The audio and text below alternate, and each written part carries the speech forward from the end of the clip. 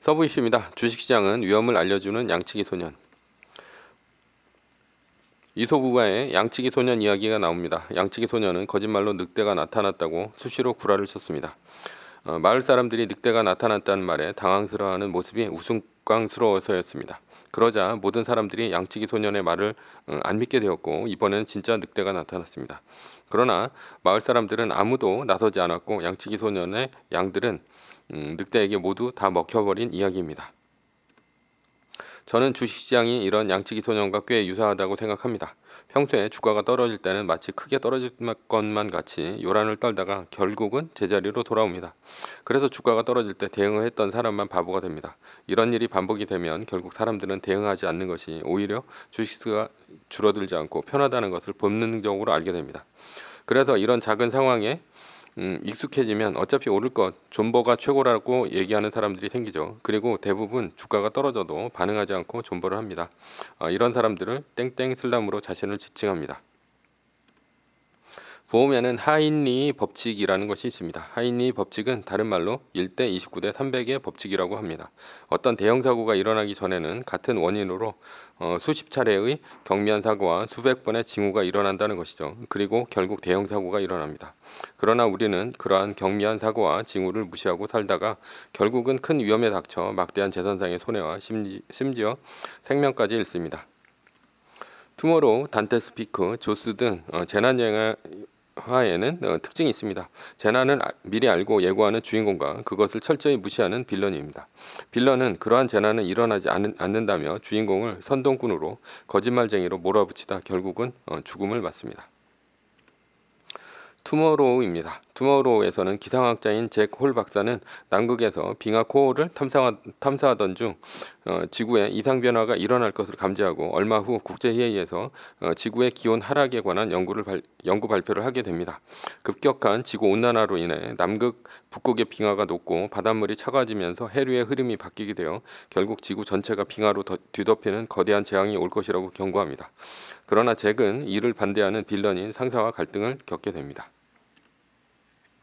단테 스피크입니다. 주인공인 해리는 화산활동의 증거로 대격변 이전에 일어나는 지질 변형과 아항산가스와 이산화탄소의 방출을 목격하고는 깜짝 놀라게 됩니다. 해리는 시장인 레이첼 완도에게 호소합니다.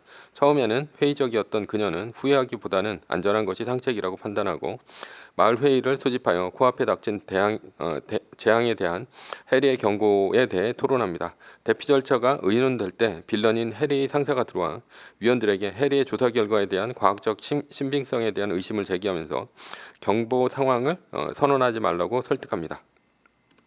조스입니다. 뉴잉글랜드의 작은 마을 에미티에서는 본격적인 여름 휴가철이 머지않은 때입니다. 웨이즈에서 온 크리스틴이라는 여대생이 행방불명되었고 결국 처참한 시체로 발견됩니다.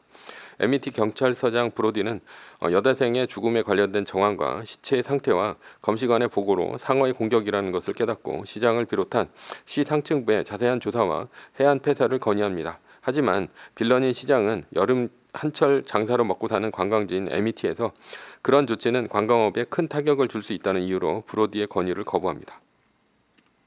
결과는 예상한 바와 같습니다. 빙하가 몰려오고 화산이 폭발하고 조스가 사람을 물어 죽입니다. 그리고 재앙을 덮으려 했던 빌런들은 모두 그 재앙에 목숨을 잃고 맙니다.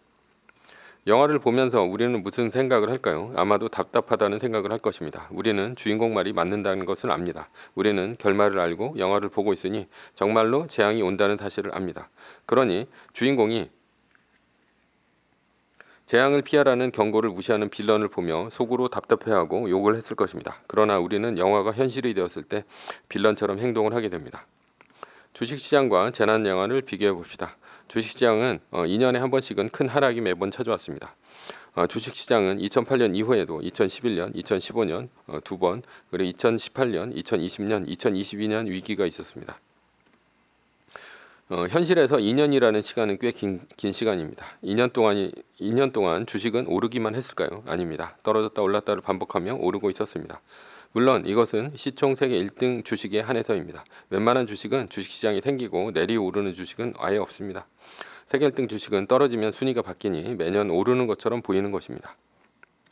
우리는 주식시장의 매번 속도라도 매뉴얼을 지켜야 합니다. 왜냐하면 우리 모두가 양치기 소년의 마을처럼 폭락이 시작되었다는 시장의 거짓말에 속아서 더 이상 리밸런싱에 신경 쓰지 않고 존버한다면 재앙적인 하락에 우리의 모든 양을 다 잃어버릴 수 있는 상황에 처하기 때문입니다.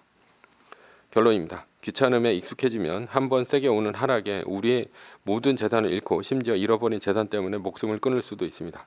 반대로 매뉴얼을 지키면 잔매는 맞겠지만 크게 망하는 일은 절대 없습니다. 게다가 한 번 세게 올 하락에서 그동안 주식시장에서 속아서 잃어버린 수익률과 주식수를 한 번에 만회할 수 있습니다. 그리고 이 바닥에서 살아남아 부자가 될 수도 있습니다.